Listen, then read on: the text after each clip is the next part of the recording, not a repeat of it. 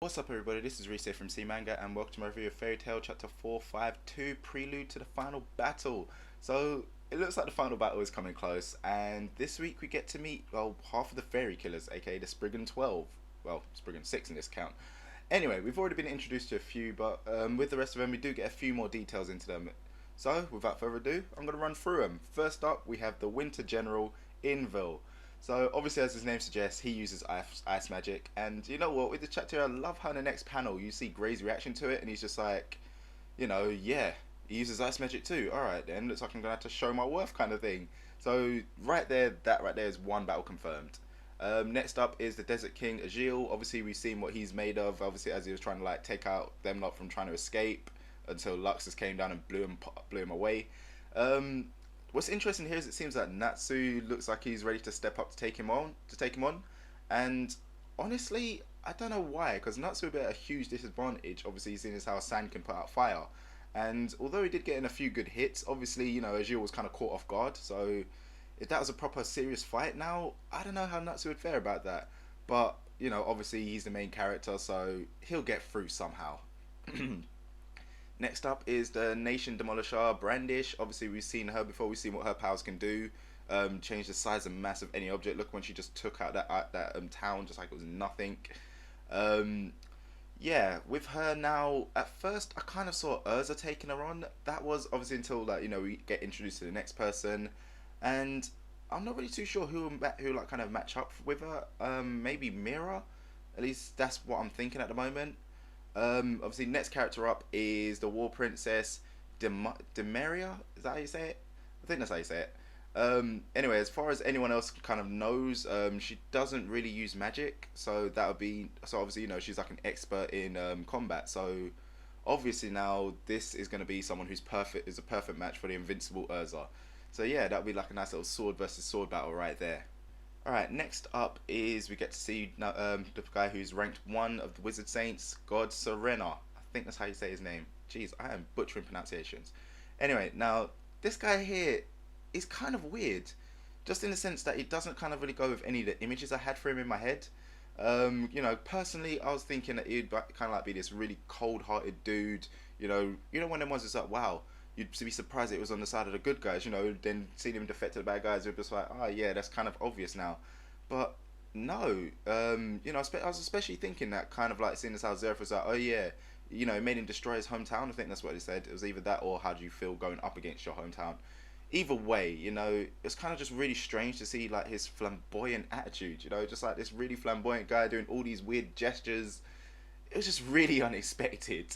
But now comes a big question as to who the hell will actually take this guy on. That could pretty much be anyone's guess. It's like this guy and the next one who I'm going to introduce. Obviously, they seem to kind of like be the two most powerful guys there.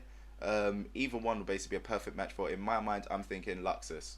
I'm not sure which one they take on, but yeah, Luxus seems like he's going to be the one to fight either one of these two. Kind of like, because obviously Luxus is kind of proven to be the strongest in Fairy Tail, so it's kind of apparent that the strongest will take out the strongest. So anyway, on to the final person at the meeting, and that was the Magic Knight August. Now, we've seen this guy before, and we know that he commands some respect. Obviously, since like, everyone's trying to, Agil is mouthing off, then August turns up, it's just like, what are you doing, And in fact, he was the one who actually saved Agil in the first place, from Luxus's attack. So, in that respect, it could be the fact that them two are going to fight. But either way, yeah, August, this guy is powerful. Apparently, he can control every type of magic. He could possibly be even more powerful than Zeref, obviously with respect to the whole immortality thing. So yeah, I have no idea who he would really fight. Luxus now, it does kind of seem, now that I've kind of talked about it, it does seem a little bit like a bit of a no-brainer-ish. He's one who blocked Luxus's magic, so Luxus is going to have to kind of, redeem himself. But yeah, lastly, we get mentions of like another 3. You got Bloodman, who from his silhouette kind of looks four-armed. He looks like he's got 4 arms, I'm not too sure. Nineheart, I think that's how you pronounce it. Him, I'm getting some strange vibes from him. I'm kind of getting like Zoro-ish vibes. Kind of like a weird airhead type guy. Because they did say, like, obviously he is in the castle, but, and then it kind of cut off. So I'm thinking they can't find him, or he got lost, something along those lines. Something a bit silly, because everyone seems a bit too serious there. So you kind of need a bit of a Joker type guy. Obviously you got the flamboyant one, but yeah, they all have their weird little stereotype things. And finally, they talk about Judge Badman. I know, stupidest name I've heard in a while. I'm not too sure what his powers are going to be, but kind of going as how everyone's had like a little introduction before them, and he was called the Judge. So yeah, I'm guessing it has to do with something about judging. Maybe he can judge people's command. I don't know, something to do with judging. I'm not too sure how that will play out, but in my mind, I'm kind of thinking that he says something and that's what happens. Weird time space magic, maybe. Who knows? But I digress. Finally, it looks like the Dragon King Festival is drawing near. That's pretty much what Xerath is now saying. This is going to be the final battle of the Dragon King Festival. He's moving it up. And what is a Dragon King Festival without a dragon? Yes, that's right. Agnologia, he takes his dragon form once more, preparing for this final battle. So, yeah, now that's pretty much the chapter. But my real question is with this now, is this really going to be the final arc of Fairy Tail? You know, it kind of seems like it is kind of coming to a close. You know, this big battle of all the most powerful people coming together in the final, like, awesome war type battle. I mean, come on, think about it though. Once Xerath is finished, what's next? You know, obviously take out Xerath, take out Agnologia, who's left? The most they can kind of do is maybe like introduce another continent and then they do battles there. But then again, that kind of wouldn't be Fairy Tail. You know, it's not really a war type thing. You know, this little thing that's going to be happening now, this does seem like it's going to be the third mage war. I think it was obviously the trade war before, but this is kind of more like a mage war type of thing. So yeah, it's going to be really strange, and I'm really looking forward to seeing like who Agnologia is going to bring. If he's going to just come on his own, or if he's going to bring like some lost dragons who like you know, are with his cause.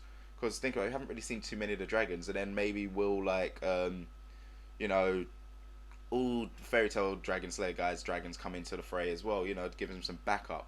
So many possibilities going on, and yeah, really interested to see what's going on with the rest of the Spriggans, and what the possible other matchups are going to be, and especially what the heck Natsu's hiding. You know, he's saying, oh yeah, I can only use this move once, that's why he's got his arm bandaged up. So, yeah, it has to be him tapping into his end demon magic. It just has to, and then, you know, maybe it just takes such a toll on his body that he can't do it again. Or maybe he's actually learnt to master Dragon Transformation. Who knows? Either way, I'm really looking forward to this stuff. So yeah, that about ends it for me from this chapter, guys. You know the usual thing to do about at the end of these. Let me know what you thought about the chapter in the comment section below. What are your theories? Who are your matchups? Let me know all that stuff in the comment section. And as usual, don't forget to check out other things to do on the channel. So I'll see you next time.